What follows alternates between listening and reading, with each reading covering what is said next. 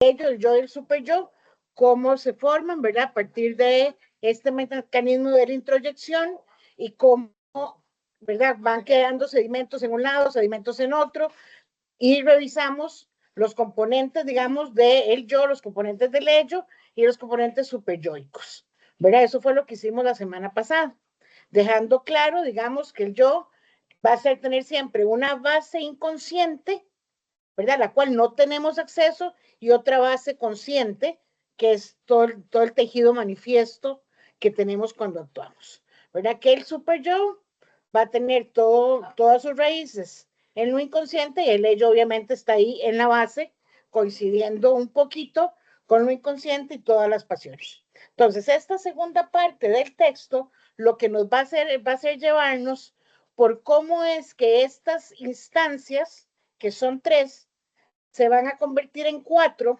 ¿verdad? Y se van a relacionar para ver la formación del síntoma, siendo la cuarta instancia el mundo exterior. Vean que esto es muy importante, porque es una de las grandes críticas que la supuesta psicología basada en la evidencia le hace al psicoanálisis, ¿verdad? Que no considera todo el mundo exterior. Y Freud en 1923 ya decía, el cuarto elemento de la segunda tópica es el mundo exterior. Vean el problema de no saber leer o de no leer bien, ¿verdad? Por eso aquí vamos como despacito para entender esto.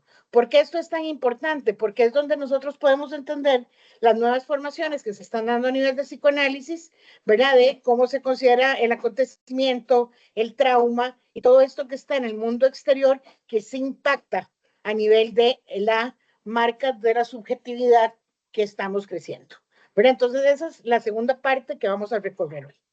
Bueno, entonces en la cuarta parte teníamos dos clases de pulsiones, ¿verdad? Que vamos a tener pulsión sexual y pulsión de muerte. Aquí me voy a detener un poquitito porque en el concepto de pulsión vamos a tener que hacer varios cortes.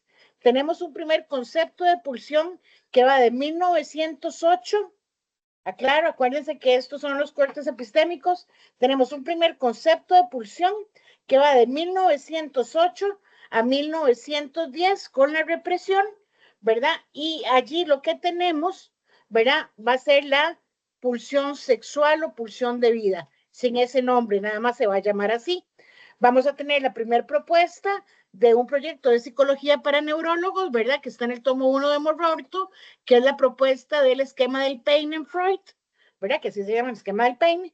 Eso empezamos por ahí y eso se va como desarrollando un poquito hasta 1910 con la represión, que fue el texto que ya nosotros leímos. De 1910 a 1915, ¿verdad? Vamos a tener un poquito más de desarrollo y va a introducirse la pulsión de muerte o la pulsión tánatos. Entonces ya a partir de 1915 vamos a tener la introducción de la pulsión sexual o pulsión de vida o pulsión eros y la pulsión tánatos o pulsión de muerte. Esto se da entre 1910 y 1915. A partir de 1915, todos los siguientes subdesarrollos hasta 1920, 25, con el gran escrito freudiano que le da un giro a muchas de sus cosas, ¿verdad? Que es más allá del principio del placer, ya estas dos pulsiones se consolidan, ¿verdad? Y se les da mayor desarrollo. Entonces, ¿por qué les hago esta aclaración? Por lo que decíamos el primer día de clases. Cuando nosotros estamos leyendo un texto, tenemos que fijarnos en el año y ver en qué parte del desarrollo estamos hablando del concepto de pulsión, ¿verdad? Entonces aquí estamos entre 1915 y posterior a 1920, ¿verdad? Del texto de Más allá del principio del placer, ¿verdad? Aquí tenemos ubicado este texto, ¿verdad? Entonces lo primero que nos dice Freud acá en esto es que el yo está sometido a percepciones, ¿verdad? El mundo exterior y el mundo interior, como ya lo vimos la semana pasada, y las pulsiones, ¿verdad? Y ya acá está totalmente ubicado que hay dos variedades de pulsiones. Las pulsiones sexuales, ¿verdad? O eros, o las pulsiones de muerte, tánatos, ¿verdad? Acordémonos que Freud es un gran admirador de la cultura griega y latina, ¿verdad? Entonces de ahí muchos de sus nombres.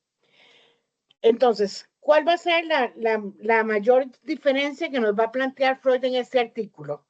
Que nos acordemos que la pulsión sexual o la pulsión eros es más fácil de distinguir. ¿Por qué?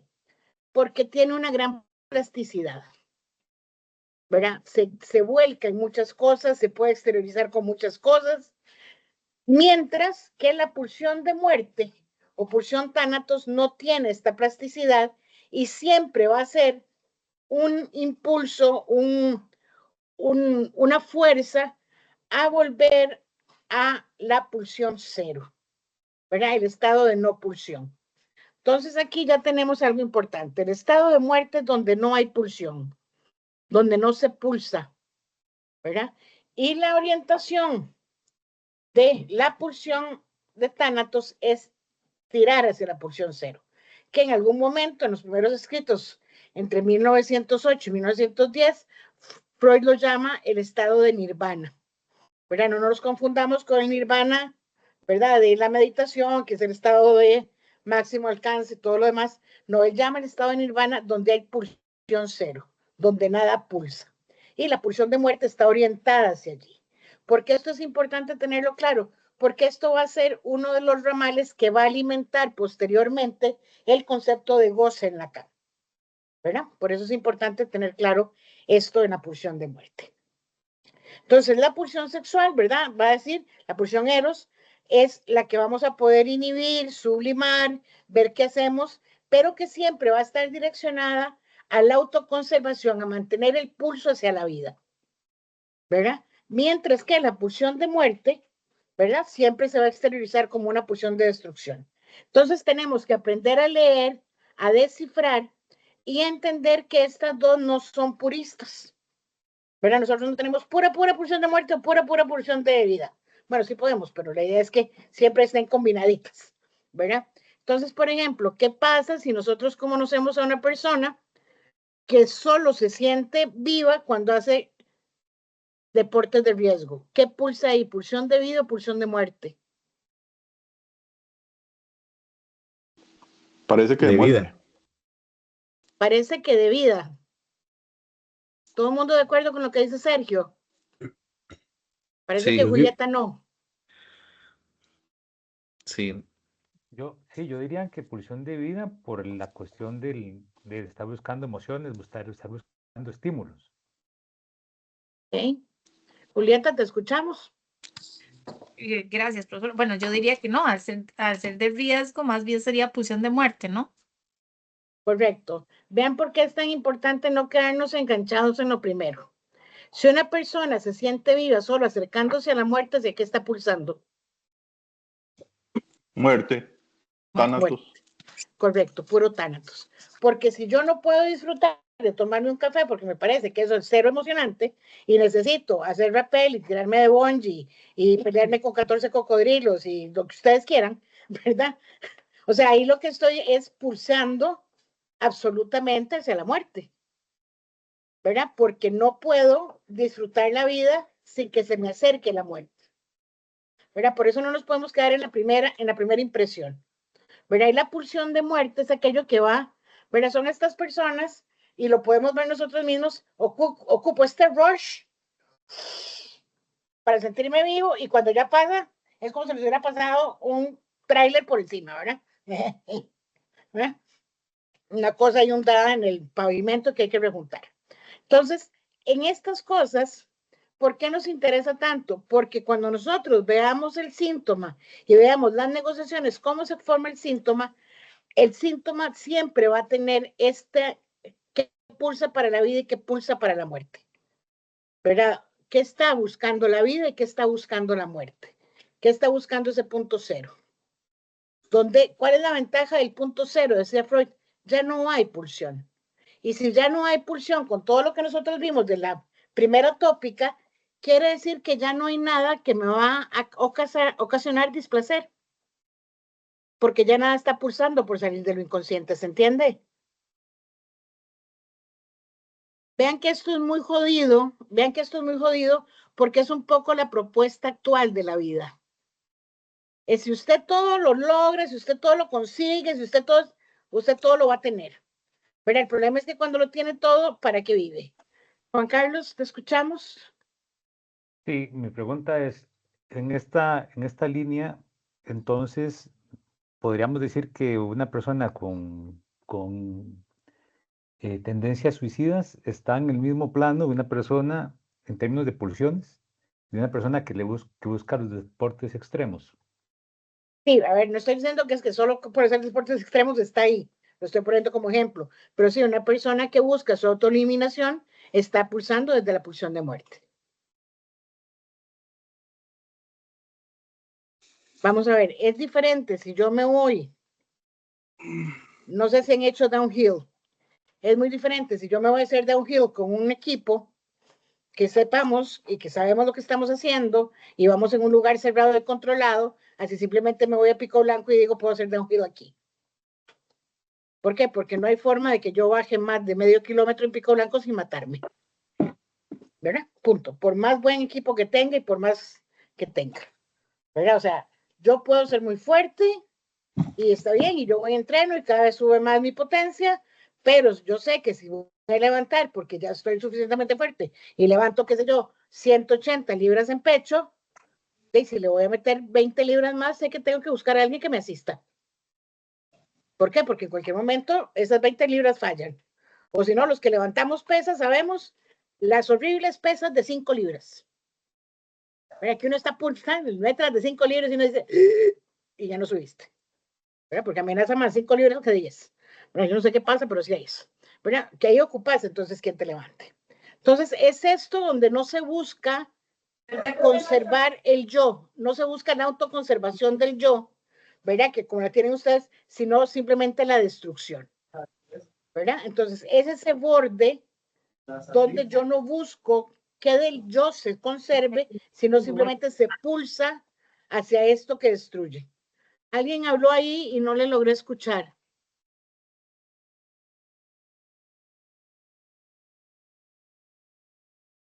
Ok. No. Ok. Carito, ¿me ayudas? Ok.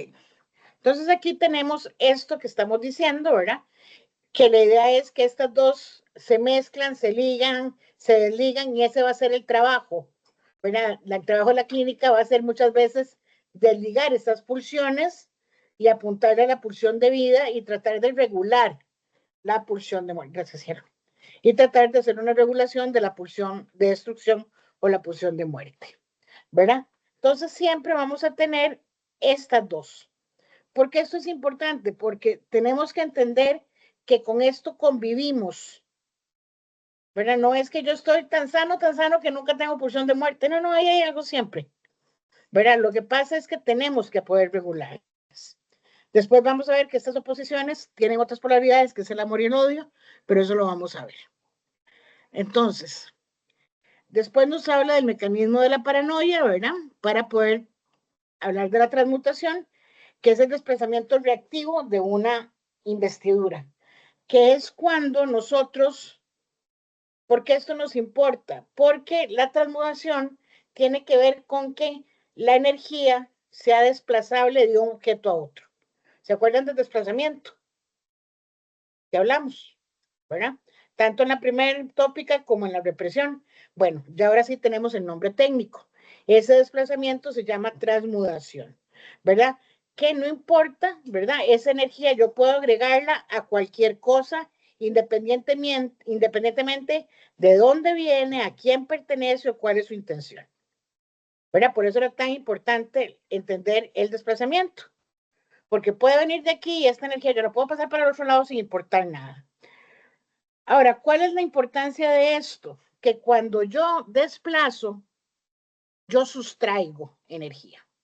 ¿Verdad? ¿Se acuerdan que cuando hablamos de la represión dijimos tiene que ver con sustracción de investidura, sobreinvestidura y contrainvestidura? ¿Verdad? Cuando hablamos, ok. Entonces, cuando yo hago ese desplazamiento, yo sustraigo investidura de un objeto para ponerla en otro objeto, ya sea como contrainvestidura o como sobreinvestidura. Entonces, cuando yo sustraigo de un lado, inmediatamente hago el movimiento contrario en otro objeto. ¿Qué estamos diciendo esto? Principio de física. La energía no se pierde. ¿Qué pasa? Se transforma.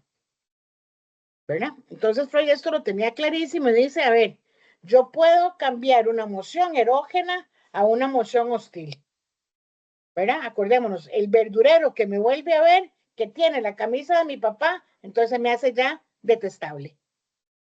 ¿Se acuerdan de la compañera Mirela? Ok, entonces ahí estamos.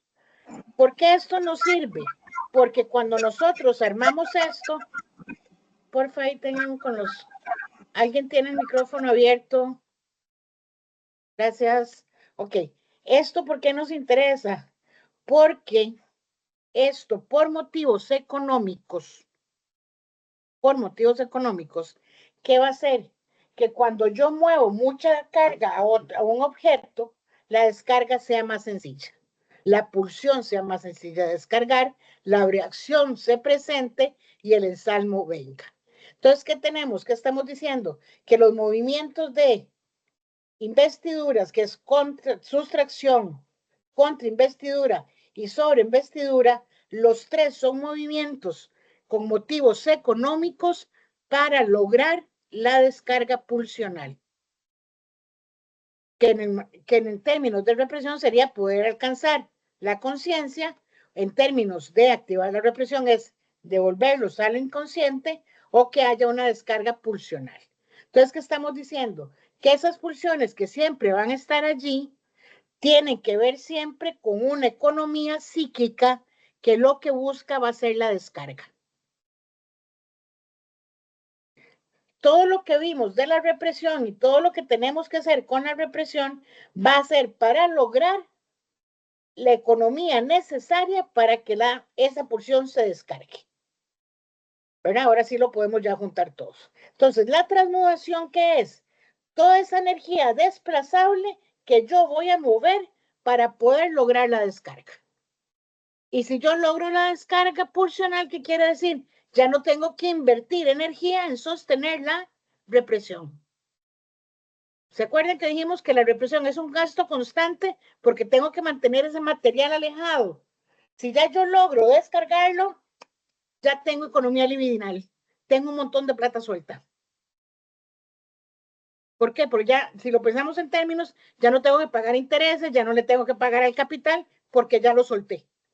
Entonces, todo eso que invertí en pagar el préstamo, ahora lo puedo invertir en las dos áreas que nos decía Freud, que era trabajar y amar. Juan Carlos, le escuchamos. Sí, ¿qué ejemplo podríamos pensar de un desplazamiento, digamos, de bajo costo? Es decir, eh, pensaría yo que conforme más ejercicios tenga que hacer la psique para eh, generar estos desplazamientos, mayor va a ser la tendencia a buscar la economía, ¿verdad? Digamos, si lo viera yo como el primer desplazamiento que hace mi psique, posiblemente no hay una intención de economizar tanta como puede ser conforme va avanzando mi vida.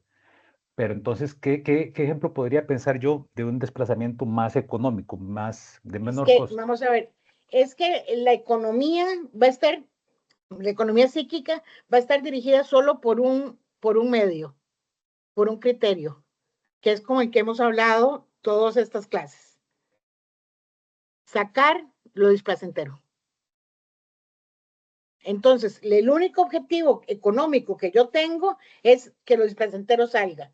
¿Por qué? Porque si lo displacentero sale, todo se me vuelve más económico. Ya no tengo que invertir en esto, ver qué objeto cambio, por qué afecto, ver qué efecto le meto a lo otro. Entonces, no podemos decir que este desplazamiento es más barato que este, porque es el mismo mecanismo. ¿Verdad? Lo que ocupamos es lograr la descarga, porque ya si logro la descarga, la economía vuelve a cierto punto de equilibrio. ¿Verdad?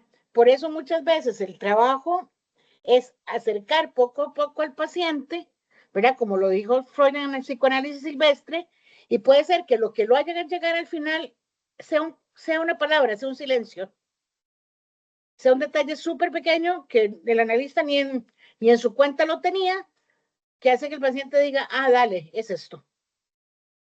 ¿Verdad? Entonces ahí uno dice, pero llevamos 800 vueltas en esta vara y esto fue, bueno, llegó eso, ya. ¿Verdad? Entonces, no, acordate que lo que rige la lógica económica del aparato psíquico es que lo displacentero no se esté ahí ubicado generándome displacer. ¿Verdad? Mientras yo logre eso, la economía libidinal no me va a cobrar nada. ¿Cuándo me cobra la economía libidinal? Cuando yo no logro hacer esto. ¿Cuál es un cobro? La pesadilla. ¿Verdad? Me dormí, ¿verdad? Acordémonos lo que decía la represión, cuando yo duermo, las censuras bajan, ¿verdad? Y ahí algo que no estaba lo suficientemente deformado logró salir. Y me levanté con aquella taquicardia, ¿verdad? Respirando profundo, y yo dije, y donde pensé, pero es que ¿qué fue lo que soñé? ¿Qué fue lo que? Y por más que logré buscar qué fue lo que soñé, no lo logré encontrar, ¿verdad? Pero quedó amarrado en el cuerpo, ¿verdad? Que no fui lo suficientemente eficaz a la hora de mantener la represión arriba. Esa es una forma, digamos, donde sí la economía libidinal me cobra, no haber, ¿verdad? ¿Cuál es otra forma de cobranza? Todos lo que vimos al principio de la clase, los principios del curso, que se llaman las formaciones de lo inconsciente. ¿Verdad? Todas formaciones de lo inconsciente, a ver, repitámoslas, lapsus, olvidos, fallidos, síntomas, todo eso es donde sale el cobro que me dicen, firmate acá porque te falló la represión. ¿Verdad? Cuando, ¿verdad? Estoy hablando con el tipo que se llama José y le digo Jorge, y el tipo se me queda viendo con cara de orto de, ¿qué me estás diciendo? ¿Verdad? O cuando no, yo no he ido con mi pareja a ese restaurante y le digo, ay, ¿te acordás cuando vinimos? Y la pareja se te queda viendo con cara de, ajá, imbécil. ¿Verdad? Y uno dice, mierda, si no fue con esta persona.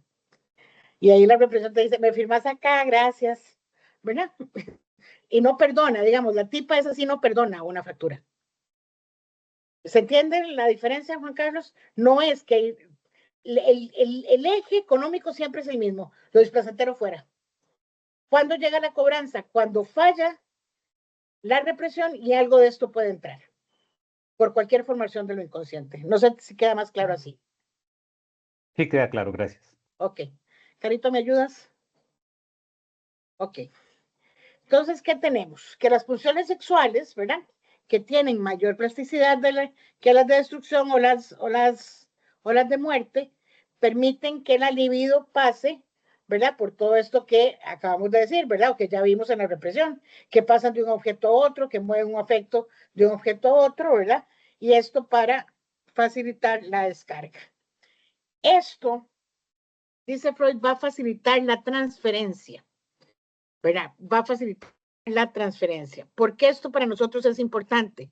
Porque entonces, si nosotros escuchamos a Freud decirnos que esto facilita la transferencia, es porque esto puede proponer, ¿verdad? Que no hay una indiferencia en los procesos de investidura, sino que siempre hay una intencionalidad. ¿Por qué esto favorece la transferencia? Porque la relación que se da entre el analizante y el analista siempre va a ser bajo la intencionalidad de esta descarga. ¿Verdad? Por eso se favorece la transferencia. El analista no se convierte en un obstáculo para la descarga, sino tiene que ser más bien todo lo contrario. ¿Verdad? Tiene que ser un instrumento más que favorezca, ¿verdad? La descarga de ese yo. Teniendo claro, ¿verdad? Que tampoco es que nos vamos a ponerle, hacerle porras, ¿verdad? Al paciente, ¿verdad? Porque no, ¿verdad? Sino lo que vamos a hacer es favorecer. Esto, ¿verdad? Siempre regulado por el yo, ¿verdad? Y va a permitir cierta sublimación y sobre todo porque la transferencia va a estar del lado de la desexualización de la libido. Porque esto es importante entenderlo, porque Freud también más adelante nos va a decir, el analista tiene que cuidarse de la transferencia erótica, ¿verdad? Porque la transferencia erótica obstaculiza los procesos. Y por favor, cuando pensamos en transferencia erótica, no lo reduzcamos a un intento de seducción sexual. No pasa por allí, ¿verdad? La transferencia erótica es aquella donde el analizante trata de seducir a esa función de alguna forma, llevándole sueños, diciéndole que es su mejor analista, que él es su mejor paciente, que cuando escribe un libro sí puede escribir sobre él, que qué sé yo. Es tratar tratar de seducir al analista para que el analista caiga en esto. Porque esto es muy importante, porque si el analista no sabe evitar esa transferencia erótica, lo que pasa es que se entorpece el trabajo del analizante. ¿Por qué se entorpece? Porque esa libido que debería estar viendo cómo hace para llegar a la descarga, ¿a dónde se concentra?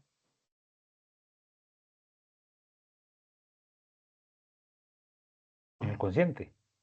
No, en el analista.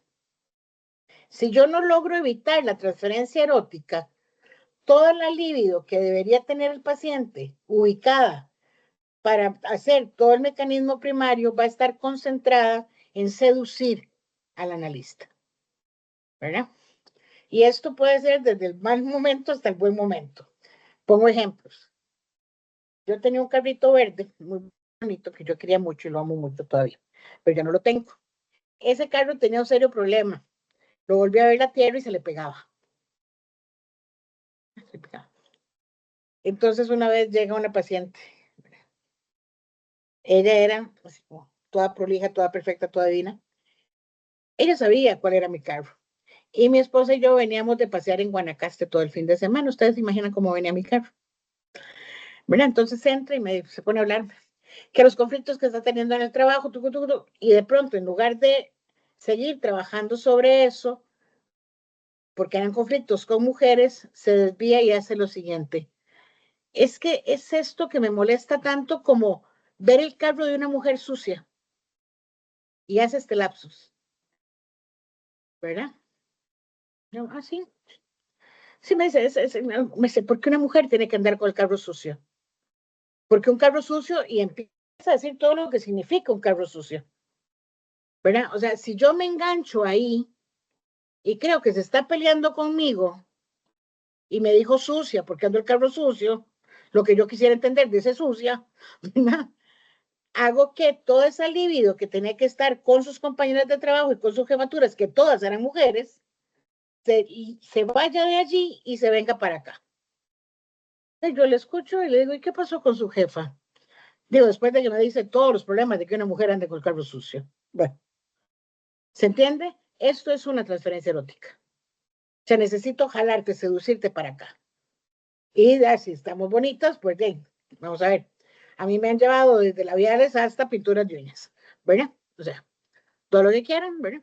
Hasta decirme, qué divina, la vi con su perro en la sabana, qué chunchito más educadito, más lindo, más... Bueno, Costa Rica es un pañuelo, ni remedio, ¿verdad? Entonces, a eso es a lo que me refiero. Siempre tenemos que tener claro que la bronca no es con nosotros. Nosotros no somos un objeto que el analizante pueda seducir o erogenizar. Ojo, que eso lo tiene que controlar el analista, no el paciente. El paciente puede tirar toda la eroticidad que quiera. Toda. Y si no tiene suficiente, puede ir a buscar más. ¿Verdad? Pero es el analista el que tiene que correrse de allí. No cayendo en esto. ¿Se entiende? Y, ¿verdad? Porque hay que tener mucho cuidado con esto. Porque es muy fácil que el paciente trate de siempre erotizar algo de la escena clínica. ¿Te escuchamos? Quería consultar, digamos, cuando se logran estos movimientos de energía y digamos que el paciente lo llega a ser consciente, como en el caso del verdulero, ¿verdad? Si en algún momento llega a decir, es que me cae mal porque me recuerda tal y tal cosa, ¿verdad? Que no es la camisa y demás. Entonces, si en un futuro el paciente vuelve a sentir esa pulsión o ese mismo malestar, puede reconocerlo, decir, esto viene de tal lado, no de tal otro. Esa es la idea. Ajá. Esa es la idea. A ver, vean que la propuesta del psicoanálisis nunca ha sido la cura. Yo siempre lo pongo en estos términos. Lo que aprendemos es a reconocer la piedra. ¿Verdad? Entonces uno ve la piedra en el camino y a veces uno le coge cariño y se vuelve a tropezar. ¿Verdad? O si no alza la patilla y puede caminar encima de ella. Pero la piedra va a seguir apareciendo. ¿Verdad? Depende de nosotros cuánto, ¿verdad? Porque a veces decimos, no, tal vez ya esté menos dura. Tal vez ya se suavizó, ya es una piedrita más bonita. ¿Verdad? Y no, la piedra es ¿verdad? Pero la idea es que el sujeto, la persona, cada vez aprende a darse cuenta a dónde está esto que le hace reaccionar o que le hace actuar o que le hace moverse para ciertos lugares que no le son sanos, ¿verdad? Que no le son amables, que le son más bien, si se quiere, dañinos. Esteban. Y es que estaba viendo lo de un caso, ¿verdad? Y ahora que habla de esto, no sé si es oportuno, pero de alguna forma Freud cuando hacía ¿cómo se llama? Hipnosis, no sé por así decirlo, si hacía trampa, por así decirlo, le decía de una forma inconsciente al paciente todo lo que uno no puede decirle consciente, ¿verdad? Como dice, es que aquí está el problema, entonces a partir de mañana a tal hora haga tal otra cosa, ¿verdad? O sea, no es tan fácil, ¿verdad? O no sé si ahí hay como una inversión en la terapia, ¿verdad? En el rol o qué. Bueno, precisamente por eso Freud es una de las razones. Ven, esto es una lectura de caso que es muy bonita, ¿verdad? Porque aquí es donde podemos decir, por ejemplo, esta es una de las razones por las que Freud abandona después la hipnosis, ¿verdad? Por la directividad que implica la hipnosis, que ya la había vivido con Charcot y que la vive con Bleuer, ¿verdad? Hasta que Anabo le dice, cállese y déjeme hablar, ¿verdad? Que el tipo hizo caso y apareció esta vaina, ¿verdad? Pero ahí es una lectura posible. Digamos, que no es hacer trampa porque la hipnosis pasa por ese método. ¿Qué es lo que pasa? Que él se da cuenta que esa directividad,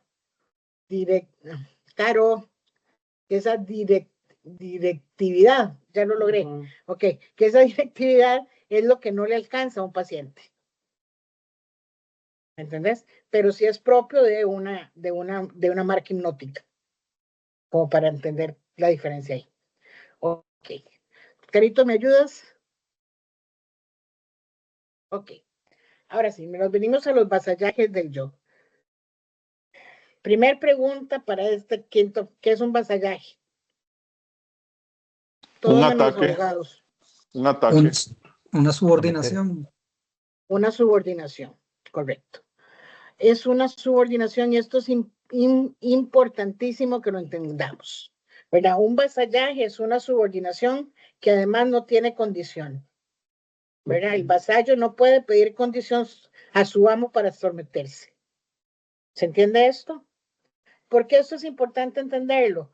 Porque la palabra no está elegida al azar, ¿verdad? Y sobre esta palabra se fundamenta todo el marco psicoanalítico y por qué el psicoanálisis del yo es tan en la acera del frente del psicoanálisis, ¿verdad? Porque precisamente lo que nos dice Freud aquí con este título es que el yo está sometido a varios vasallajes.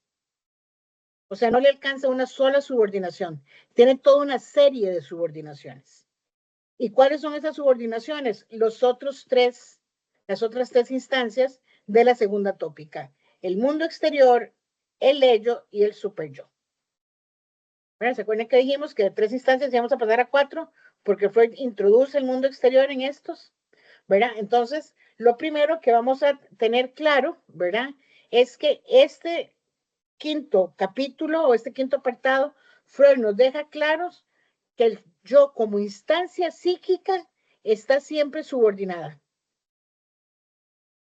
El yo como instancia psíquica está siempre subordinada. Ojo, no solo su parte inconsciente, todo el yo como instancia psíquica. ¿Se entiende esto? Porfa, ok. ¿Qué quiere decir esto?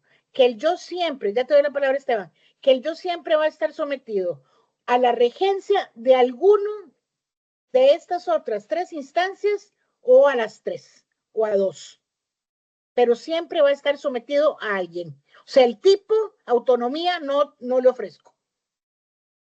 O sea, no tiene. Esto es importantísimo entenderlo. ¿Se entiende esta parte? Porque es acá donde está la base de por qué trabajamos no con el contenido manifiesto, sino con lo latente.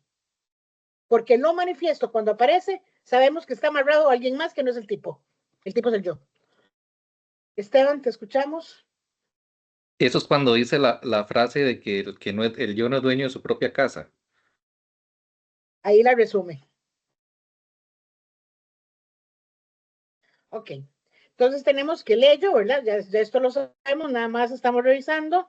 Entra, ¿verdad? Ingresa el yo por vía directa o la vía del ideal del yo, ¿verdad? El yo se desarrolla desde las pulsiones y hacia el gobierno de estas y desde la obediencia de las pulsiones hacia su inhibición.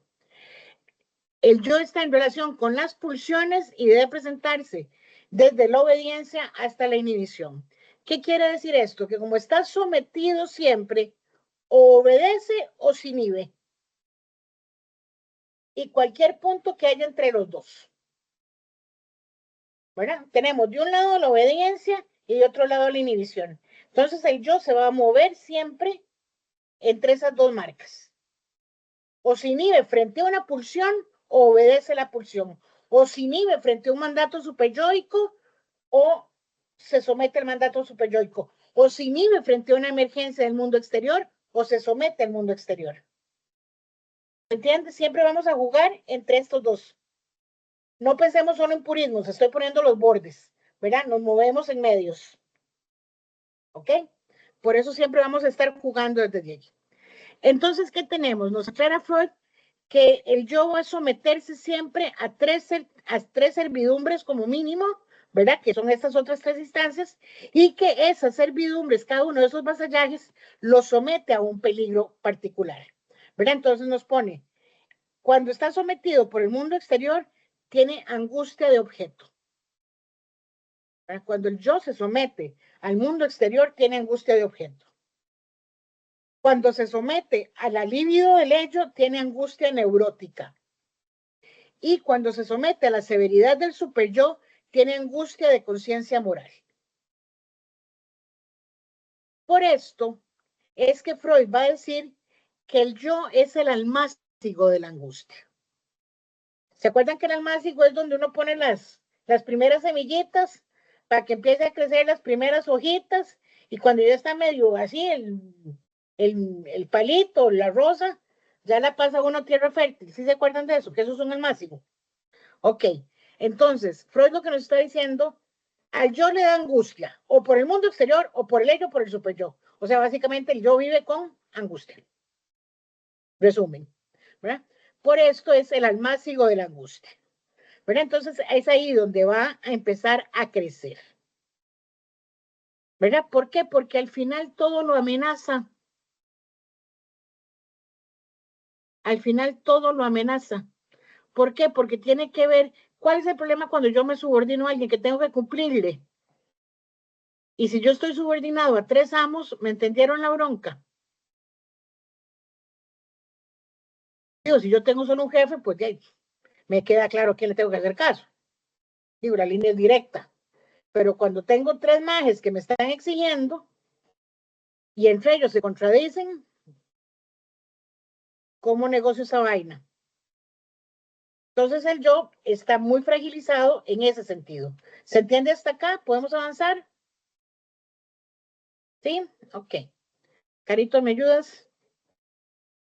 Ok. Entonces, vamos a ver cómo funcionan esos vasallajes. El mundo exterior, ¿verdad? Que es esta cuarta instancia que aparece en la segunda tópica, es la realidad en las condiciones concretas que están afuera.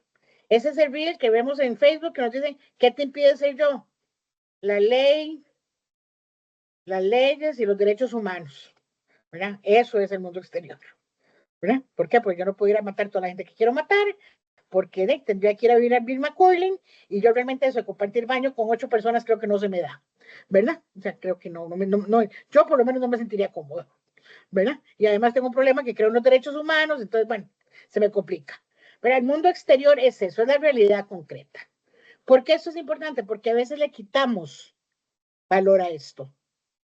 Y Freud lo mete dentro de los vasallajes del yo. ¿Por qué esto es importante? A ver, porque si mi papá me trata siempre como una basura, yo termino creyéndome que soy una basura. Y eso jode mi economía libidinal. ¿Verdad? Si yo me creo la última Coca-Cola del desierto, con hielo, en vaso de vidrio y con pajilla,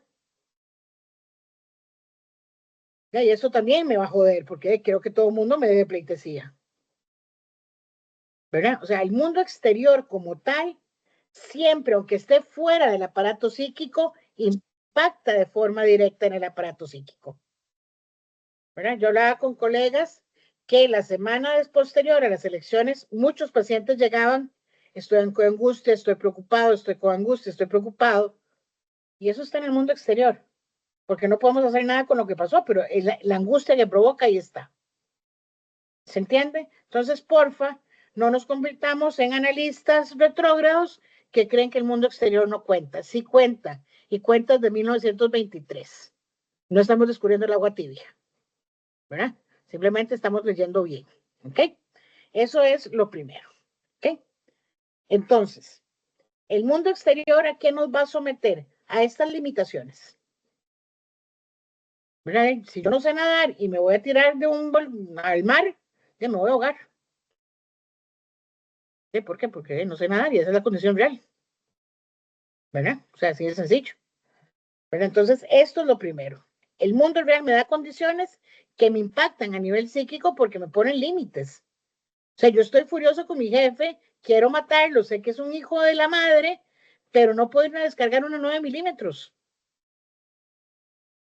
¿Sí? ¿Por qué? Porque sí, no puedo. ¿Verdad? A menos que tenga aquí con un poquito jodido eso, entonces ahí sí puedo. ¿Verdad? Pero, digamos, una personita que esté ahí como en promedio, pues dirá. ¿Verdad? Por más enojado que yo esté con un amigo, no lo voy a agarrar a golpes. Bueno, el mundo exterior está allí. Por más que yo quiera pasarle por encima a todos los carros de la presa, mejor pongo buena música y me pongo a cantar. ¿Verdad? Eso es lo primero que me condiciona. Me pone un límite al yo. Le dice el yo, esta es su principio de realidad. No puede pasar por encima de todos los carros. No puede meterse contravía en Avenida Segunda. Aunque vaya muy tarde, no puede. Usted está muy preocupada por su hijo, pero usted no puede entrar al quirófano. Tiene que esperarse en la sala de espera, por más preocupado que estés por tu hijo. ¿Estamos claros? Ese es el primer vasallaje, un límite y que tengo que aceptarlo porque está ahí y es una condición concreta. Y por eso me da angustia de objeto, porque el objeto está ahí claramente diciéndome sí o no.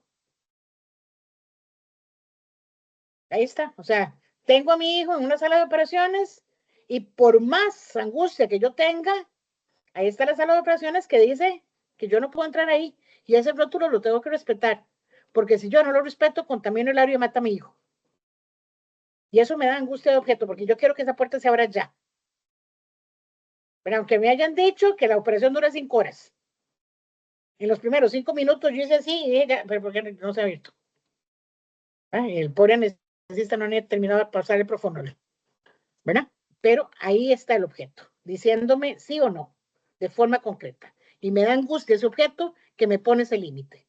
El primer peligro que vimos en la filmina pasada. ¿Se entiende esto del mundo exterior?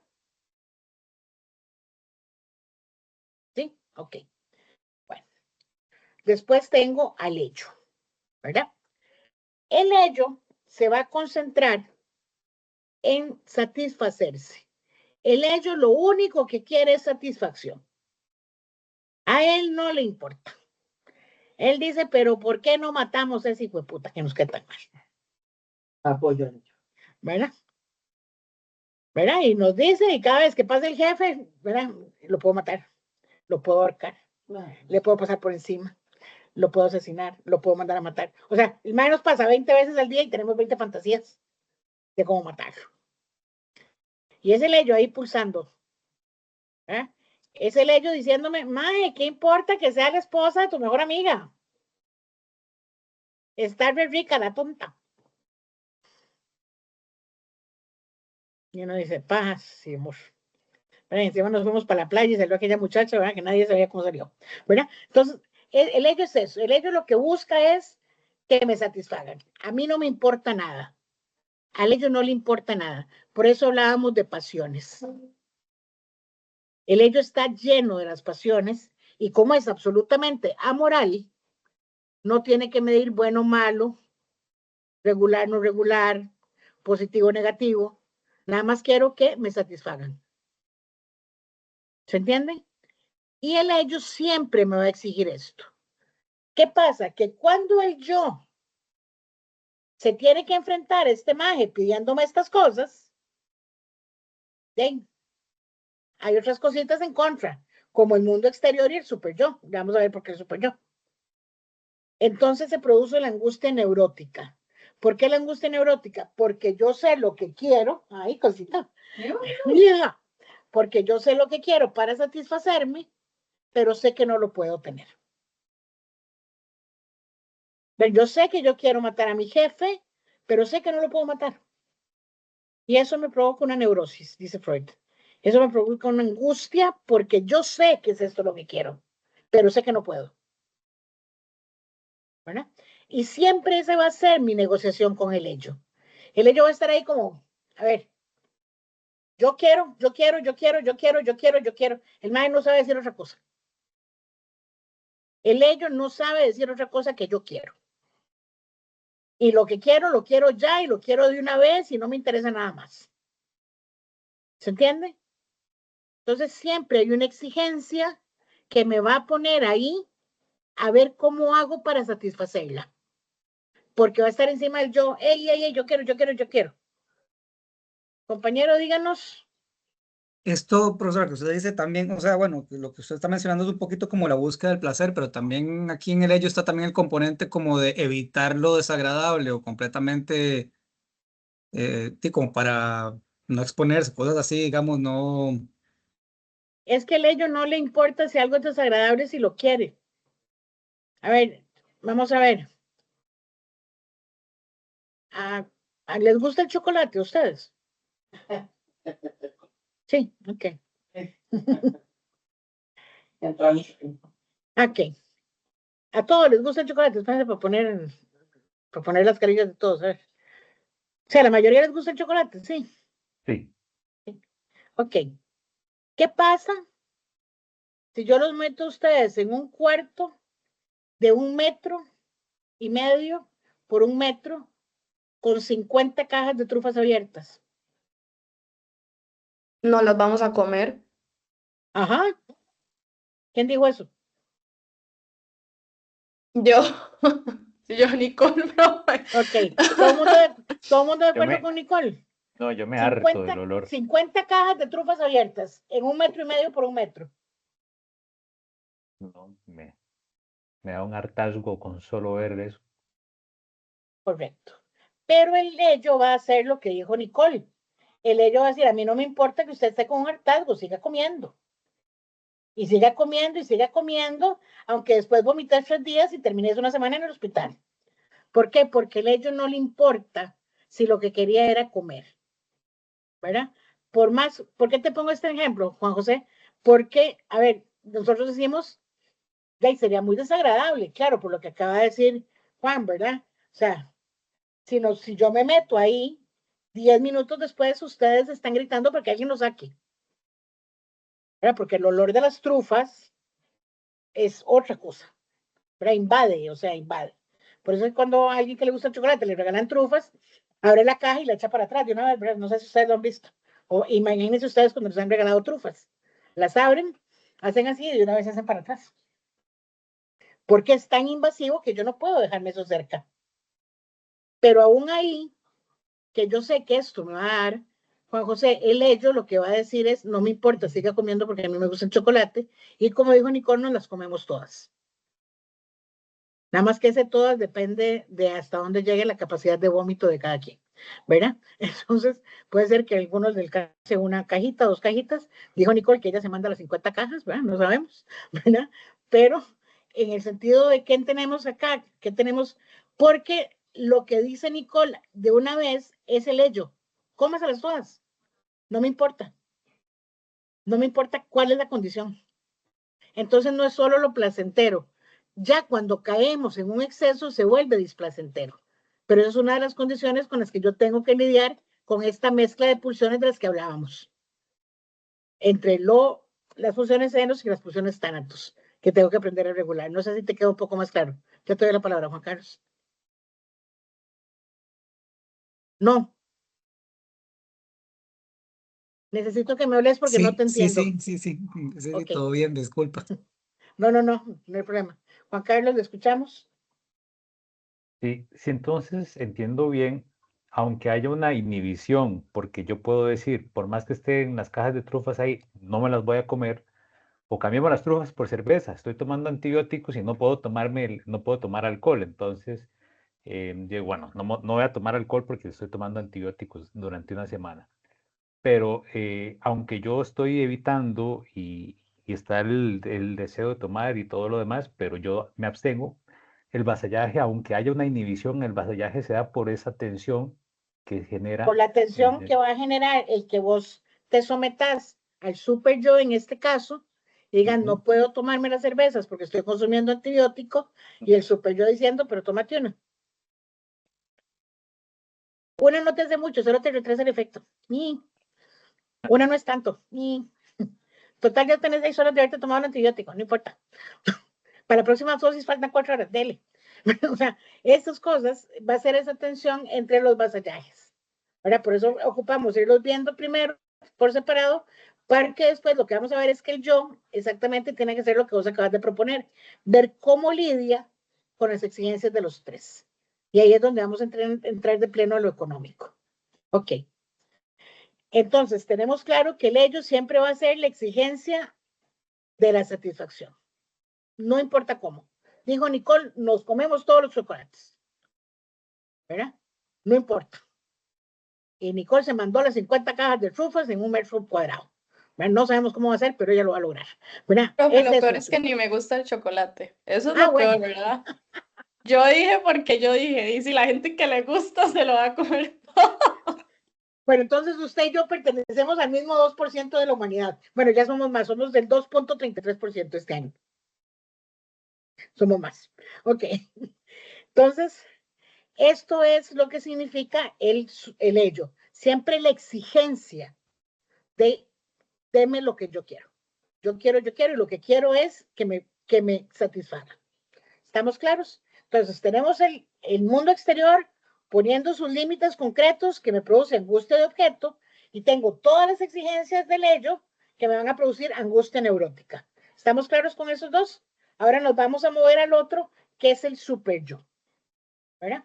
Entonces, el super yo, acordémonos, ¿verdad? ¿Cómo se formó? Primero se formó el yo, ¿verdad? O sea, el ello salió por el casquete auditivo, recortó el objeto, se lo trajo, dejó una parte en el yo y otra parte la subió al super yo, ¿verdad? A nivel inconsciente. Así se formó el super yo, ¿se acuerdan? Lo hablamos la semana pasada, ¿verdad? En este mecanismo de la introyección.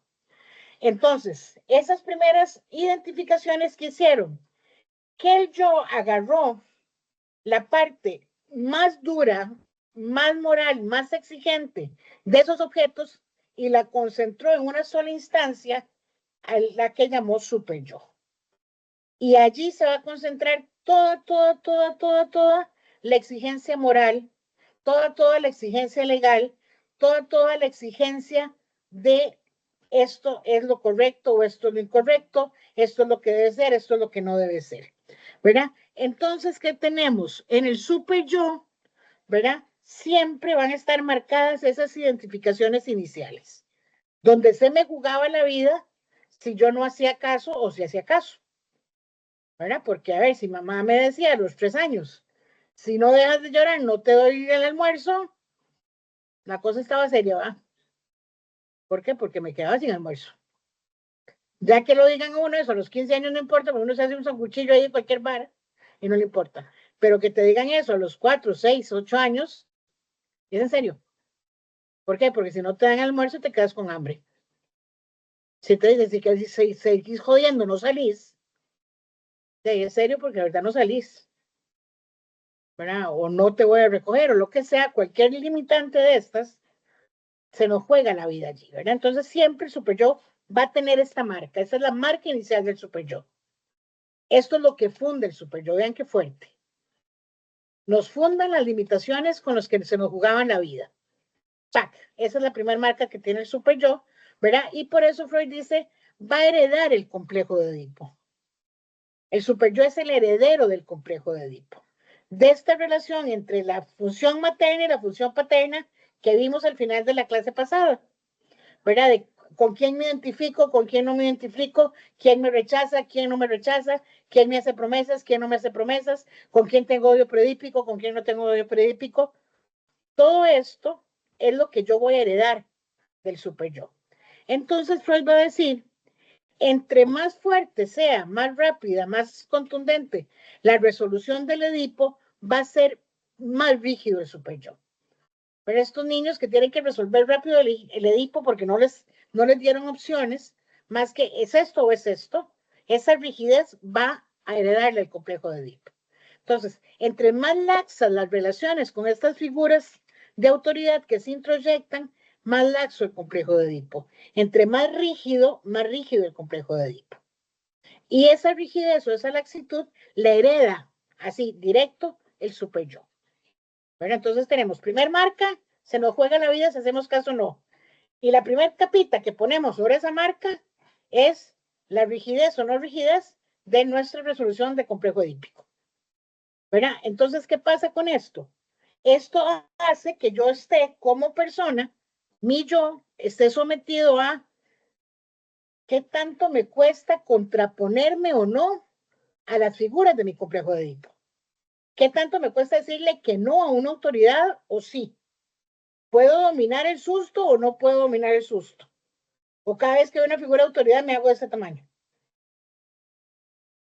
Pero todo eso queda ahí. Y entonces, ¿qué pasa? El super yo siempre va a volverse un imperativo categórico hipermoral.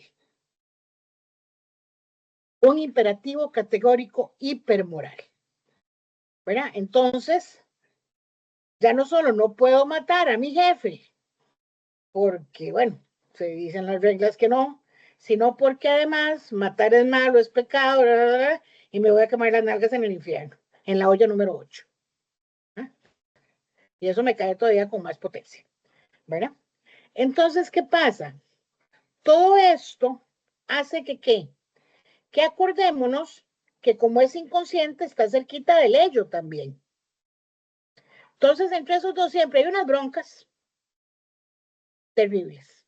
¿Por qué hay unas broncas terribles? Porque mientras uno quiere que todo le satisfaga, el otro le dice, tranquilo, güey, aquí eso no se puede.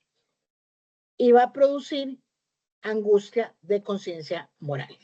Va a producir una cosa que nos marca, ¿verdad? Y si además somos occidentales, judeocristianos y católicos maravillosos, una culpa, ¿verdad?, que nos acompaña por toda la vida. Porque si hay algo en los que nos especializamos los católicos es en generar culpa.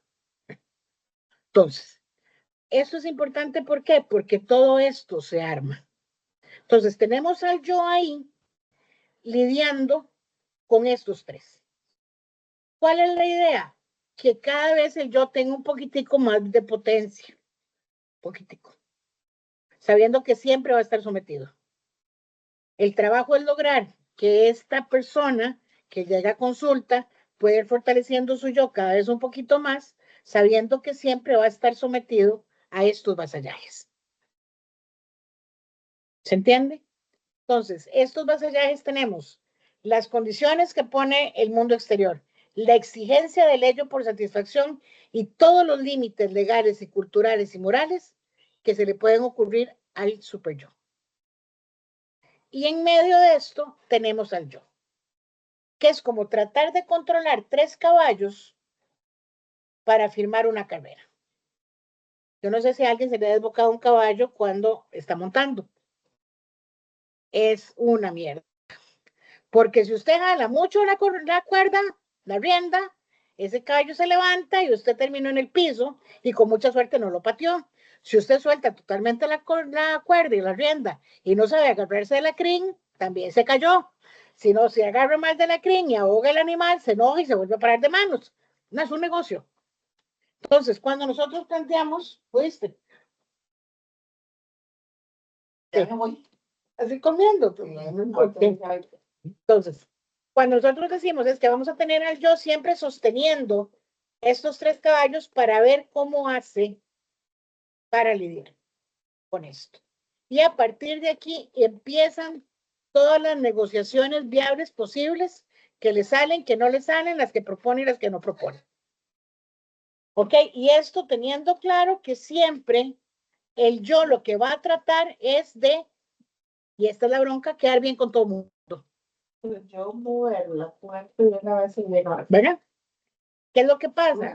Con estos puntos, cada uno tan fuerte y tan diferente de los otros, ¿ustedes creen que hay posibilidades de quedar bien con los tres? No, correcto. Entonces, ¿qué pasa? Como no, como dice Juan Carlos, no hay posibilidad, tengo que empezar a negociar con esos vasallajes y a veces compro aquí un poquito y paso con esta angustia, a veces con esta otra angustia y a veces con esta otra angustia, y es ahí donde entra la economía. ¿Cuál economía? La de cuál me hace sentir menos peor. ¿Eh? Y cuando decimos la que me hace sentir menos peor es la que me ayuda un poco a darle trámite a todas las exigencias y poder salir con 3 gramos de dignidad. ¿Verdad? Por eso dijimos, vamos fortaleciendo poco a poco el yo. ¿Se entiende hasta acá? ¿Está entendiendo? Ok. Carito, ¿me ayudas? Ok. Entonces, Freud nos pone en ese artículo esas 4 cositas de cómo vemos esos vasallajes. Entonces, el sentimiento de culpa que dijimos, ¿a dónde yace? En el super yo. ¿Verdad? ¿Por qué? Porque tiene el sentimiento de Edipo, porque tiene todas las marcas de se nos juega la vida en lo que es autorizado y no, es lo que nos ha protegido. Acordémonos que el complejo de Edipo, como dijimos la vez pasada, surge en los momentos de más desvalimiento nuestro, ¿verdad? Como personas, ¿verdad? Porque como mamíferos somos bien inútiles, somos los últimos en encontrarnos la boca y las patillas para poder hacer con nosotros, ¿verdad? Hasta las jirafas, que son más complicadas, ya a los 45 minutos tienen ese asunto resuelto, y nosotros a los 30 tenemos a veces unos que todavía no se encuentran en la boca para sostenerse, ¿verdad? Entonces, ¿qué es lo que pasa? Con toda esa indefensión, ahí se mete el sentimiento de culpa. Entonces dice Freud que tenemos que tener conciencia de que el sentimiento de culpa puede aparecer de manera consciente. Ojo, puede aparecer de manera consciente, ¿verdad? Sabiendo que si está de manera consciente, viene agarrado aquí abajo con un montón de cosas, como dijimos, todo material manifiesto tiene aquí amarrado algún contenido latente, ¿verdad? Esto implica que el ideal del yo, ¿se acuerdan que el ideal del yo es una de las componentes de la constelación superyoica? Muestra su severidad particular y cae sobre el yo de forma feroz. ¿Por qué? Porque el ideal es el que me dice constantemente no lo lograste, ¿verdad? Se supone que no tenés que decir una sola mala palabra y la dijiste. Se supone que tenías que entrenar durante 45 minutos y entrenaste 43. Inútil. Tenías que vestirte súper bien y no aprenchaste el pantalón. Y ahí vamos. Dale. ¿Verdad? O sea, siempre que aparece el sentimiento de culpa, aparece el ideal del yo diciéndonos, no lo logró. Me quedó claro que quedó mal, ¿verdad? Que no era esto lo esperable. Usted tenía que hacer otra cosa. ¿Verdad? En la neurosis obsesiva, que es una de las estructuras que menciona Freud, esto lo vamos a ver en la última clase, ¿verdad? Porque es hasta ahí donde lo vamos a ver, pero por lo menos para que lo tengamos en el oído. En la neurosis obsesiva, Freud habla de 3 estructuras: la estructura neurótica, la estructura psicótica y la estructura perversa. ¿Verdad? Son 3 organizaciones subjetivas que Freud nos propone. Y dentro de la neurosis nos propone la neurosis obsesiva, la histeria y la fobia, ¿verdad? Entonces, lo que nos va a decir aquí, que en la neurosis obsesiva, o sea, en una persona que es neurótica obsesiva, el sentimiento de culpa es hiperexpreso. ¿Qué quiere decir esto? Que los neuróticos obsesivos, ¿verdad? Respiran y les da culpa porque respiraron muy duro y dejaron a alguien sin respirar. ¿Verdad? Sencillito. ¿Verdad? ¿Por qué? Porque no logran justificarse ante el yo, y el super yo siempre va a estar ahí encima diciendo que algo hicieron mal, que algo no fue suficiente, que debieron haber intentado otra cosa, que eso no es así, que era otra.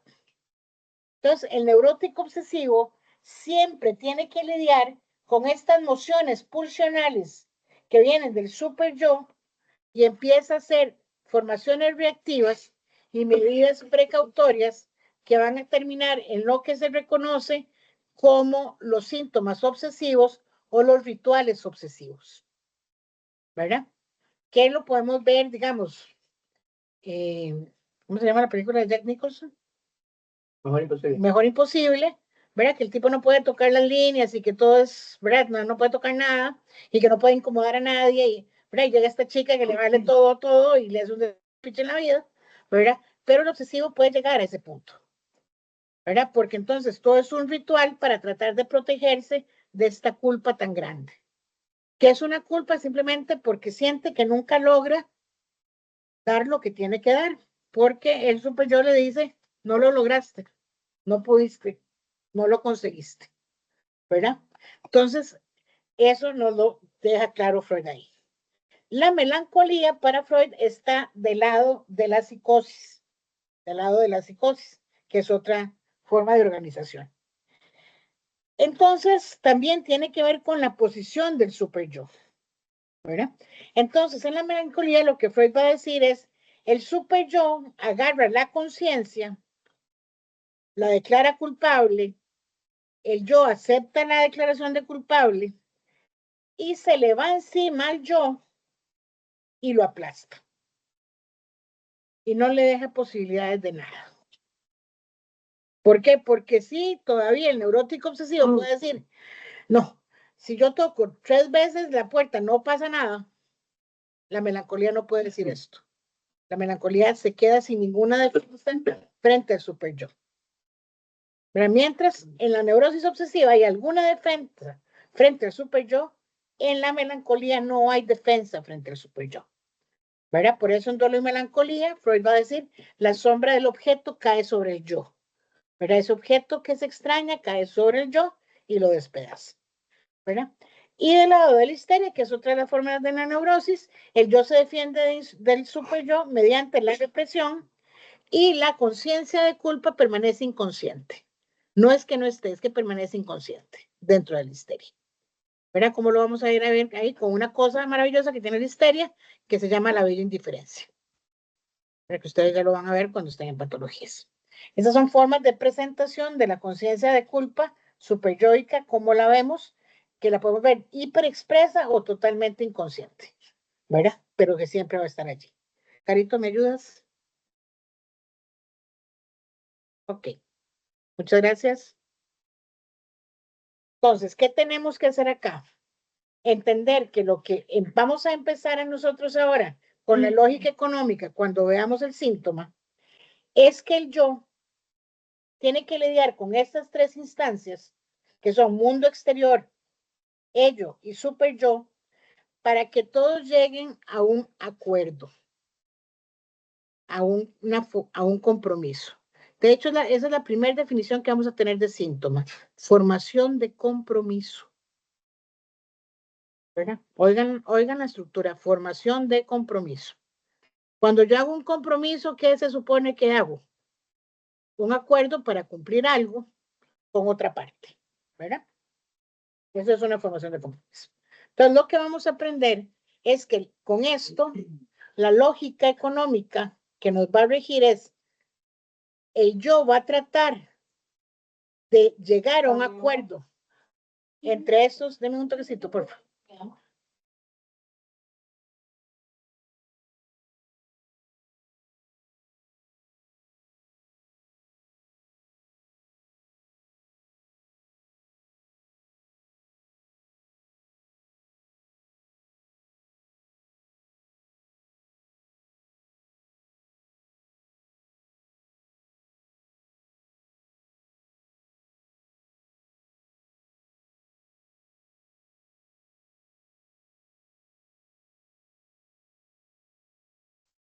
Ok, perdón. Okay, entonces, ¿por qué eso es importante? Porque en esa formación de compromisos vamos a tener los vasallajes del yo activos siempre. Con suerte ahora. ¿Qué quiero decir con esto? En un síntoma, siempre van a estar hablando los vasallajes. Por eso es tan importante entender esto del sometimiento del yo. ¿Verdad? Por esto lo que nos decía Esteban es tan importante, que ustedes lo leyeron. Por eso Freud nos aclara que el yo no comanda ni su propia casa. ¿Por qué? Porque su propia casa está comandada por la negociación que logra hacer con estos tres. Y acordémonos que siempre el objetivo de la negociación, ¿verdad? Aquí lo importante de las preguntas de los compañeros que les ponemos atención, ¿cuál dijimos que era el objetivo de la negociación? Economía. Todos menos Juan Carlos. La economía, sí. Eso sería trampa, Juan Carlos. Concéntrate. Liberar. No. A ver, chicos, lo importante de poner la atención a esto es que todos tenemos que ir construyendo. Acuérdense lo que preguntó Juan Carlos. Dijimos, la línea económica que va a regir esto va a ser mantener lo displacentero fuera. Eso es lo económico. No importa, dijimos, cuánto tenga que invertir el yo en esos 3 caballos para mantenerlos controlados, según él, ¿verdad? ¿Por qué según él? Porque acordémonos que el síntoma es una formación de lo inconsciente. O sea, es una formación de algo que viene totalmente deformado porque lo que quería salir de lo inconsciente no pudo. ¿Verdad? Por eso les decía, tenemos que empezar a juntar ya todas las lecturas. ¿Verdad? Entonces, en esta tercera lectura, en esta tercera propuesta de Freud, o en esta segunda parte de la segunda propuesta, lo que vamos a aprender a usar es esto.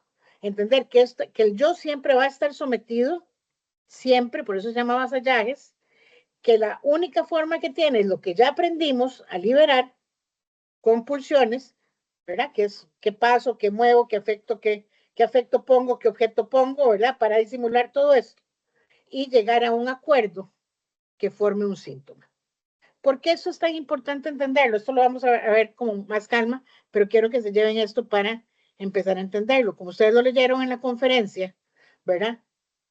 Que leímos hace 2 clases atrás, cuando las 4 instancias se forman, lo importante es entender que entonces, cuando nosotros trabajamos un síntoma, ¿por qué Freud se desdice cuando, se acuerdan que al principio decía que había que llegar hasta el momento en que se formaba el síntoma? Porque se da cuenta de que todo síntoma no tiene una univocidad. Todo síntoma tiene una multivocidad. Viene de muchas voces. Viene de la voz superyoica, viene de la voz yoica, viene de la exigencia del ello para que me satisfagan, viene de todos los limitantes del superyo, viene del mundo exterior diciéndonos que puedo y que puedo, y viene del pobre yo diciéndole a todo el mundo, ay, más cálmense a ver qué logramos. Que estamos claros que el mae no se le oye muy bien, ¿verdad? Vamos para que tengamos claros. Entonces, al encontrar Freud que ningún síntoma es sino siempre todos padecen de esta multivocidad, la propuesta primera de llegar hasta el momento en que se formó se cae. ¿Por qué se cae? Porque no sabemos en qué momento entró todo el mundo a negociar y cómo fue la negociación. ¿Verdad?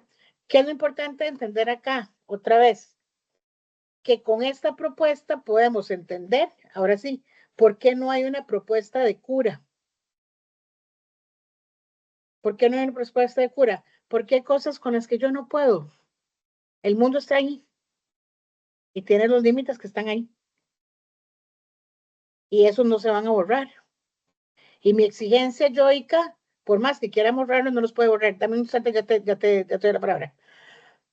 Pero entonces, ¿qué tenemos que aprender? Que cuando Freud nos habla de poder amar y trabajar, es lograr cada vez más acceder al contenido inconsciente que me hace gastar toda esta energía en sostener estos 3 caballos para poder dedicarme a producir y a vincular.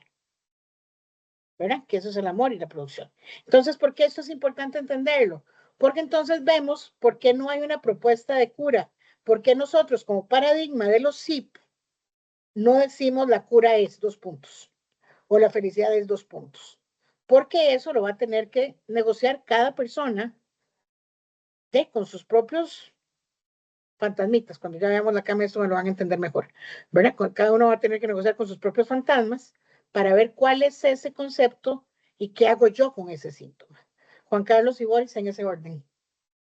Sí, con esto último de la multivocidad, pensaría que, para poner un ejemplo, una persona en condición de calle, que pareciera, por lo menos a la vista de quien pasa por ahí en calle 20, en San José, pareciera que esa persona no lo están importando las condiciones, esas normas del mundo exterior, eh, vive, come, duerme, defeca en una acera, pareciera que no le está importando la cuestión moral del super yo, pero esta multivocidad me diría a mí que sí, que por más que parezca que su dependencia a una droga es tan fuerte y que no le importan ni esas condiciones externas ni esa moralidad, siempre esa multivocidad me dice que sí, en algún grado esa persona sí está experimentando esa tensión, aunque no parezca.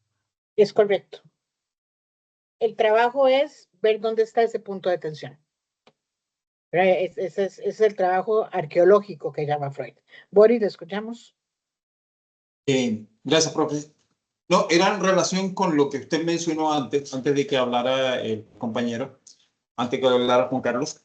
Entonces, si no hay una propuesta de cura, lo que hay, es lo que yo entendí, es aprender a gestionar más adecuadamente toda esta dinámica y todo este conflicto.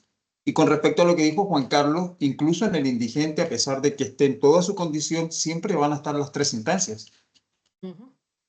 Los cuatro. Ah, sí, las cuatro, la realidad. Es cierto, profe. La realidad. Sí. A ver, por eso, si ustedes revisan la presentación, dijimos, la idea es que el yo esté cada vez más fortalecido, teniendo claro que el hecho de que esté fortalecido no lo excluye de estar sometido. ¿Se entiende? No estamos diciendo que la fortaleza excluye los vasallajes. Simplemente la fortaleza del yo va a ayudar a lidiar mejor con los vasallajes. ¿Por qué? Porque si yo sé, a ver, pongámonos así, si yo sé que cada vez que a mí me habla una figura de autoridad, a mí se me van las ideas a los pies, pero aprendo por qué es, porque tuve unos papás muy estrictos, porque qué sé yo, yo aprendo a lidiar mejor con las figuras de autoridad. Entonces, de forma tal que voy a poder mejorar mi relación con las figuras de autoridad y poder que no se me vayan las ideas a los pies, sino que me queden como medio accesibles y ya no voy a ser el idiota de la empresa. Voy a poder tener otra presentación. O ya no voy a andar buscando culpables porque de la empresa no me escucha. ¿Verdad? O sea, por eso no es que no vayamos a trabajar con el yo, sí trabajamos con el yo para fortalecer y que pueda hacerle mejor frente a todas estas condiciones, sin que ello implique que estamos diciendo que se libera del sometimiento a los vasallajes. ¿Se entiende? No hay oferta en ese sentido en psicoanálisis. ¿Por qué eso es importante entenderlo? Insisto, porque es de los parteaguas que tenemos con otros paradigmas. No estoy diciendo que sean buenos o malos, simplemente hay que entender que desde el psicoanálisis esto es un punto de parteaguas, donde la idea es, a ver, ¿qué puedes hacer vos con esto de la mejor forma para que esto se lleve? Bueno, yo siempre le digo a mis analizantes, cuando empezamos un proceso, la idea es buscar un lugar más amable. Bueno, la idea es buscar un lugar más amable. ¿Por qué? Porque, ven, el lugar amable solo la persona va a poder definir dónde está. Pero si ocupamos que sea un lugar amable en todo lo que significa un lugar amable. Un lugar donde vos puedas amar, donde vos puedas habitar, donde vos puedas estar y donde puedas ser de un poco mejor. ¿Verdad? Entonces a veces la búsqueda es esa. Porque no hay promesa de que esto no nos va a dejar de joder. De pronto nos deja de joder alguna cosita. Porque va saliendo a la conciencia y puedo irla tramitando. Y acordémonos que en la represión, cuando ya yo empiezo a poder tramitar, toda la energía que tenía manteniendo eso atrás queda liberada. Y al quedar liberada esa energía, puedo hacer otro montón de cosas con ello. Y si ya yo tengo acceso a esto, lo que está más al fondo está más cerca. Entonces puedo seguir trabajando. Pero ya eso es decisión de cada quien. ¿Verdad? Por eso cuando uno le dicen, ¿cuándo termina un análisis? Cuando el paciente decide. ¿Verdad? A veces decide cambiar de analista, a veces hay varias vueltas que se hacen con el mismo analista, Y consta, es el analista el que tiene que llevar el número de vueltas, no el paciente, ¿verdad? Porque hay pacientes que hacen como un corte y relanzan su análisis sin moverse del consultorio, pero ya van en una segunda vuelta de análisis. A veces cierran con un analista y se pasan para donde otro. Pero, ¿por qué? Porque todo esto va logrando nuevos lugares donde hay más posibilidades. ¿Por qué? Porque ya se ven otras opciones que al principio no se veían, ¿se entiende? Por eso no es una cuestión de que es aquí donde hay que aprender a hablar con quien dice que el psicoanálisis es interminable. No, no es interminable, es que la persona decide buscar una línea más abajo, y una línea más abajo, y una línea más abajo.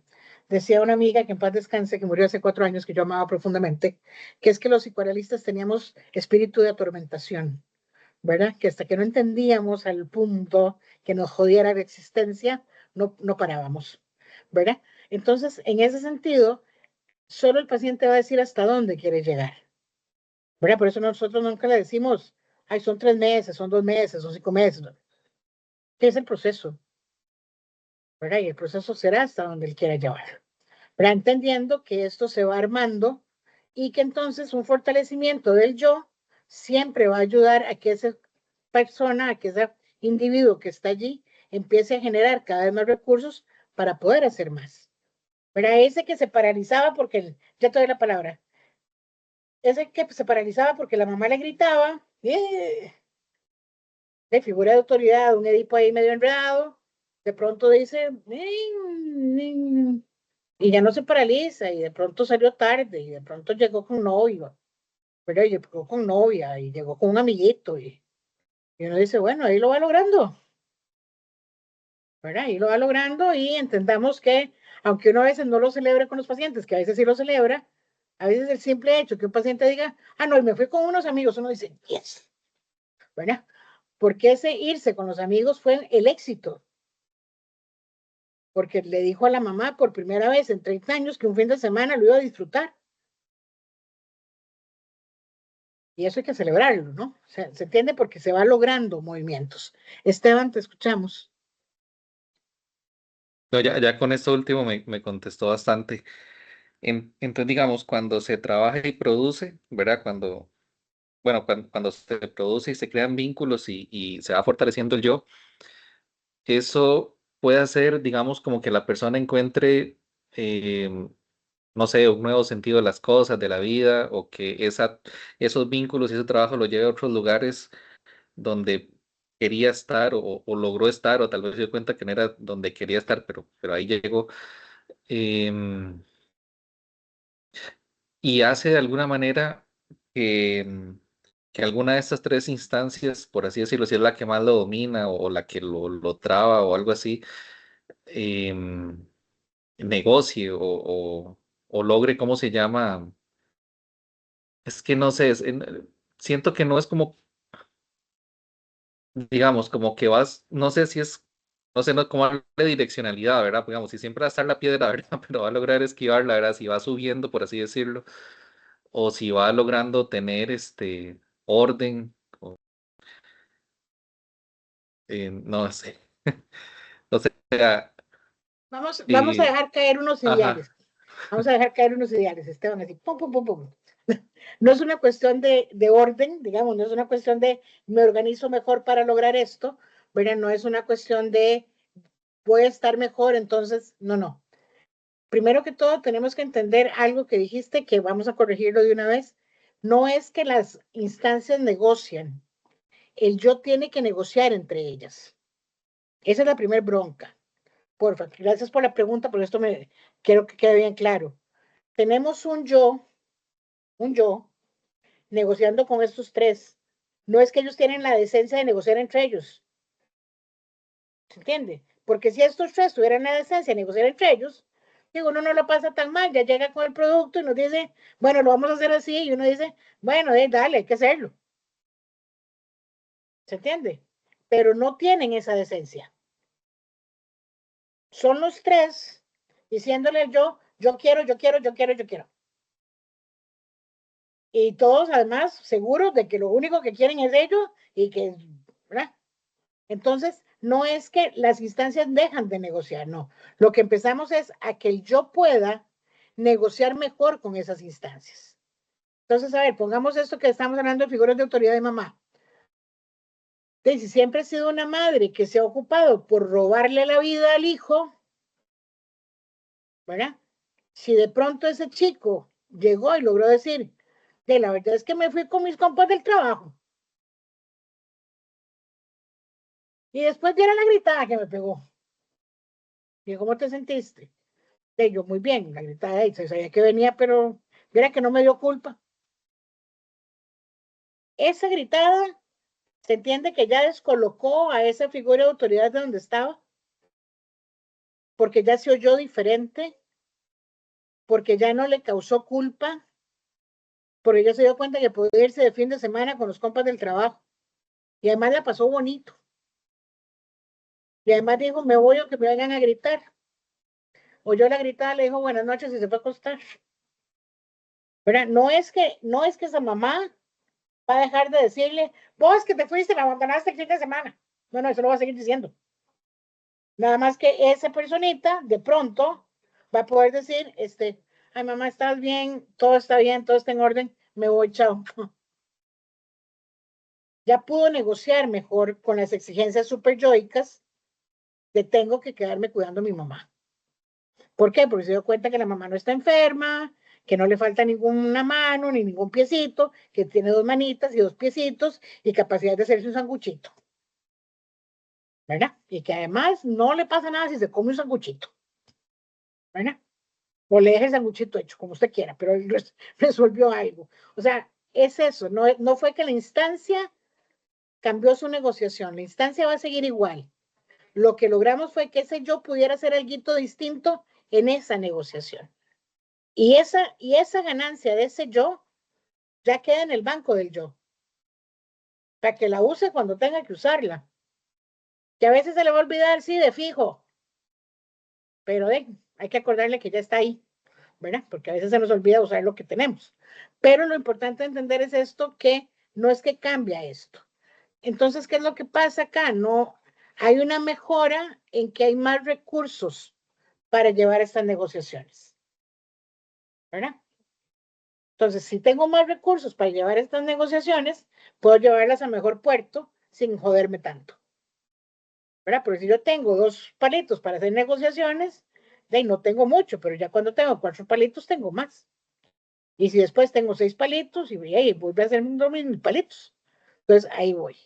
¿Verdad? Entonces, no es una cuestión de mejora en el sentido de que lo voy logrando, sino que estos recursos van fortaleciendo al yo, ¿verdad? Sin que esto signifique que deja de estar sometido a los vasallajes. ¿Qué es lo que pasa? Que entonces el yo se da cuenta que cada vez que se tropieza con una figura de autoridad y mujer, le da sustito. Esa es la piedra. Esa es la piedra. El asunto es que entonces ya la ve y ya la distingue. Pues le da una vueltica por un lado, le da una vueltica por... Sí, pero puede ser que un día se dé de frente. Y ella dice, no, este frente. Bueno, pero entonces hace 2 pasitos para atrás y se vuelve a orientar. Pero ya la piedra ya la distinguió. Que es diferente si no vamos por el camino sin saber con cuál piedra nos tropezamos. ¿Se entiende la diferencia, Esteban? Okay. Entonces, de esto se trata esta segunda tópica. Como vieron, no es que vamos a montar la primera directa sobre la segunda, sino que se vinculan en ciertos pasos, pero sí ocupamos saber toda la lógica comercial. Porfa, repasen esa última filmina. Toda la lógica comercial de la primera tópica para entender la represión y pasarnos a entender cómo se dan estos vasallajes para formar los síntomas. Es eso lo que vamos a ir juntando. ¿Verdad? Entonces, porfa, dense esa repasadita para que ya la próxima entramos a la lógica económica. Ok, preguntas hasta acá, dudas.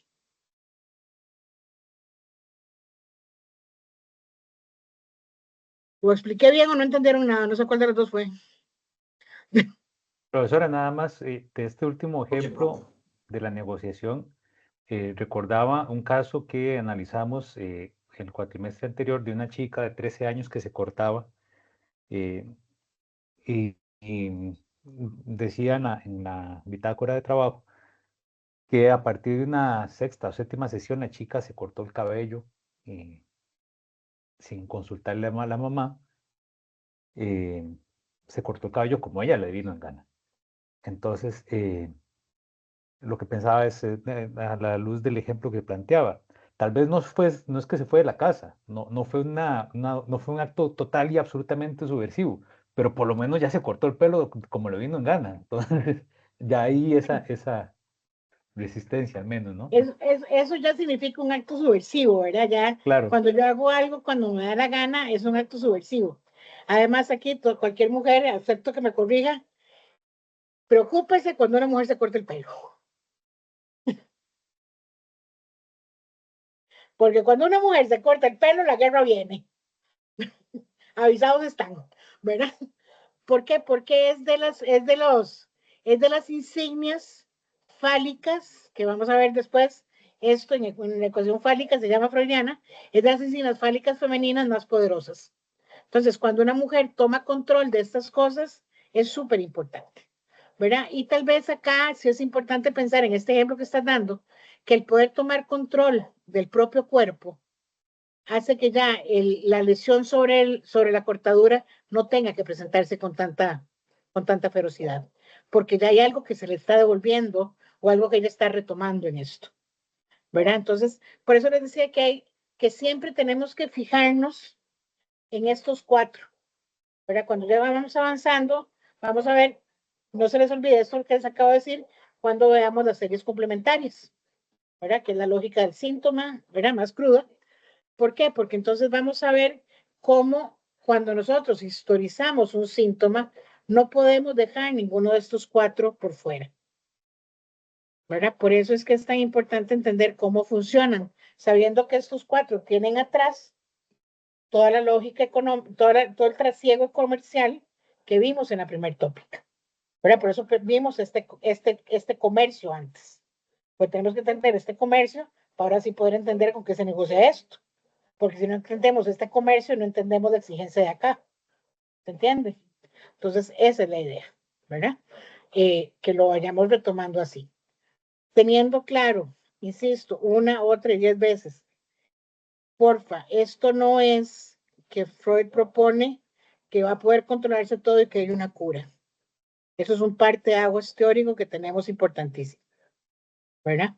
Y eso no quiere decir que es que tenemos que la idea de esto es que retengamos a nuestros pacientes de por vida. No, es todo lo contrario. Es que el paciente sepa que ahí está y que qué va a hacer con eso y que la decisión la tome él. Por eso nosotros nunca le decimos cómo resolver, porque precisamente lo que no queremos es que se quede con nosotros el paciente. Queremos que se quede con él, ¿verdad? Porque al final de la historia quien tiene que vivir con él es él, ¿verdad? A mí me toca vivir conmigo y con mi esposa, ¿verdad? Nada más, ¿verdad? Pero entonces sí es importante que tengamos claro esto. ¿Por qué insisto tanto en que ustedes tengan claras estas críticas? Porque ustedes están llegando a este oficio, bueno, yo le digo oficio, ustedes están llegando a este oficio en un momento en que Costa Rica está muy, muy duro con la psicología basada en la evidencia, ¿verdad? Y hay que tener muy claras las críticas que vienen desde esa escuela, que leen lo que les funciona de Freud, ¿verdad? Que son como pedacitos, ¿sí? Me hace una gracia porque no les dice, pero es que eso entre todo el manuscrito K y M, se te quedan viendo como, porque no se lo leyeron todos, es más fácil leer las 3 líneas que me sirven, ¿verdad? Entonces, sí es importante que ustedes, si les gusta este paradigma, puedan entender qué es lo que se está criticando por mala lectura del paradigma mismo, ¿verdad? ¿Qué es esto? O sea, nosotros no hacemos esto para que, a ver, un paciente puede quedarse años con nosotros, no estoy diciendo que no, ¿verdad? Yo tengo analizantes de 12 años, ¿verdad? Pero puedo decir que están en su 4º o en su 5º análisis conmigo, ¿verdad? Pero no es porque no haya, no, es todo lo contrario, es porque hay una otra colocación, como decía Esteban, que posibilita otras cosas. No porque haya dejado de presionar una instancia, sino porque ya hay recursos para hacerlo diferente, ¿verdad? Entonces sí hay que entender estas críticas y leer con nosotros mucho cuidado y ser nosotros muy cuidadosos con lo que leemos, como por ejemplo, por eso insisto tanto en entender que desde el 1923, ya Freud hablaba de mundo exterior y de cómo el mundo exterior impactaba lo psíquico. O sea, no es la psicología de la evidencia que en el 2005, ¿sí? Bueno, como en el 2000 principios, no me hagan caso porque no me acuerdo muy bien, empieza a decir, hay que tomar con el contexto, que el psicoanálisis no lo hace. ¿Y ti, cómo hacemos? Usted estaba descubriendo el agua tibia en el 2005 y Freud está hablando de esto en el 1923, o sea, ¿me entendés que hay una distancia donde ya nosotros estamos trabajando con esto hace mucho rato? Nada más que el tipo le puso mundo exterior, no le puso contexto. Digo, ¿verdad? Pero sí dijo todo lo que es un contexto. ¿Verdad? Entonces hay que tener muy claro esto, ya te doy la palabra, Boris, porque entre lo que ustedes se vayan formando en la lógica psicoanalítica, estas críticas están allí y hay que saber enfrentarlas. No hay que pelearse, no hay que pelearse. Y no hay que pelearse por una simple razón. No se nos puede olvidar que toda la psicología nace de Freud. Y eso nos tiene que dar mucha tranquilidad. Pero sí hay que saber cómo responder. Boris, y terminamos por ahí. Yo creo que mucha culpa la tiene la mala prensa, las malas películas y los malos libros. Porque yo debo confesar que yo soy alguien que en su momento fui como muy reactivo, pero porque justamente mi base de conocimiento era eso, mala prensa, mala película, malos libros. Y eso es muy destructivo, porque lo lleva a uno a encerrarse, a encasillarse, a no querer ver más allá de los prejuicios. Entonces es un problema, quitárselo de encima toma mucho tiempo, pero me alegro mucho haberlo hecho, me alegro mucho, de verdad, porque lo estoy disfrutando. Gracias, profe. Ok. No, eso es importante, siempre, por eso no, la idea no es que se peleen, pero sí que sepan de dónde vienen estas críticas, porque ustedes están llegando a formarse en un momento en que la psicología basada en la evidencia está teniendo mucho músculo a nivel mundial y en Costa Rica no nos vacunamos contra eso, ¿verdad? Pero hay que entender también para poder hacerle frente a estas críticas y saber desde dónde están, ¿verdad? Y entender que lo contextual estaba dicho en psicoanálisis desde hacía muchísimo tiempo antes, ¿verdad? Nada más que no se llamaba contextual, se llamaba mundo exterior, ¿verdad? Y creo que el nombre, pues, no hace gran diferencia. Entonces, bueno, vayan leyendo esto, vean la línea que les di para que ya podemos pasarnos al punto de vista económico y empezar desde ahí y se peguen una revisada de esto. ¿Alguna duda, alguna observación? ¿No? Bueno, entonces nos vemos el próximo lunes. Que descansen, que lean mucho. Gracias. Gracias, buenas Bye, bye. noches. Bye, bye. Muchas gracias, buenas Gracias, noches. profe.